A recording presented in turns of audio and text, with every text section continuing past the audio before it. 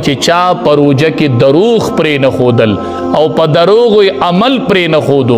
فلیس لله حاجتن دا الله اس حاجت نشته فی ایدع طعامه و شرابه الله وی زما اس حاجت نشته چې د خوراک او اسخاک نه کوي دروغ وی او خوراک ساک نه روجه ده او په دروغ ناراض نه کوي څومره دروغ وای دا اغستون کی او خرستون کی څومره دروغ وای الله وی ما ته حاجت نشته مگر زه وږی تږی چې دروغ پروژه کې نه پرېږدي پروژه کې هم دروغ وایي پروژه کې هم دروغ وایي الله وی ما ته د دې روژې حاجت نشته روژه وپېژنئ چې روژه څه ته وایي ښه روژه څه ته وایي بل دې موبایلو ته وګورئ د موبایلو نه پروژه کې نه په هر وخت کې خو خصوصا پروژه کې یقین وکئ دا ډېر یو غټ وبال دی او نن پکې خلق مبتلا دی سړی ډېر خفه شي خلق ناستې په فیسبوک روجه لنډوي خدایا په فیسبوک روجه خلق لنډوي وي روجه اوږده ده چې فیسبوک شروع کم چې روجه لنډه کمه او دی چې فیسبوک اړوي په دې کې د زنانو تصویران را روان دي که نه د غیر محرم زنانه تصویران د نارینو تصویران مختلف تصویران را روان دي او د روجه ده د روجه ده دا روجه شوله ټول ورځ تصویران او فیسبوک او موبایل او خنداګانې نبی علیہ السلام فرمایي چې ما ته څه معلوم دي که هغه درته معلوم شو نو ډېر کم به وخندئ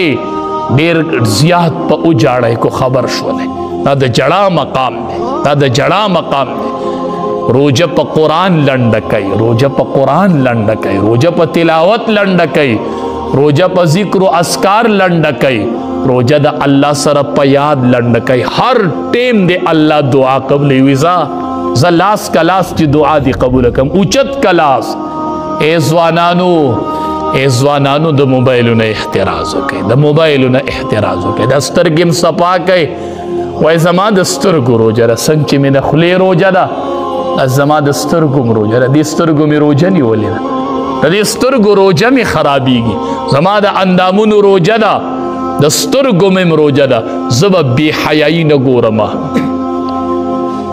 د اختر ورځ یوم الجائزه ده د انعام ورځ ده چې تا ټوله میاشت فیسبوک او موبایل استعمال کړی ته د اختر په ورځ د الله نه بدله د څه غواړې د څه بدله به د الله نه غواړې بدله به د څه غواړې ټوله ورځ دې خوب کړی دی او موبایل دې کتلی دی او ماښام به کینې وی 3 قسمه شربت په اولو کې کی بنی د روجه وه الله اکبر دا روجه ده ای ځوانانو ښکلې ځوانۍ الله درکړي زه وامه بعضې مشرانو نه تپوس وکئ اوس په کورونو کې ناست دي وي کاش چې ما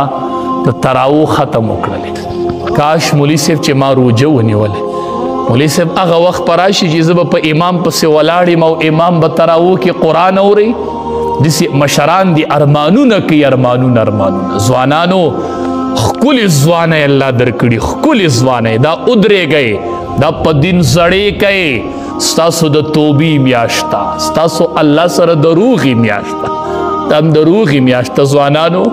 سبا به بیا په کورسو ناستې مونځ به کوئ سجده به نشئ لګولی نه به چې تلې بیمار به کور به مسجد ته به نشئ راتلی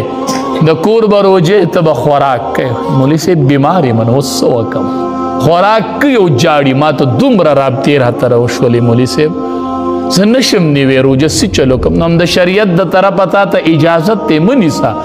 اجازت دی مولي صاحب خو خفه یم نو خوراک کولی نشم ضمیر مې ملامته کوي نو داسې وخت به راشي بیا به هم دا ځوانۍ په لاسو کې نه دا ځوانۍ به هم په لاسو کې نه ځوانانو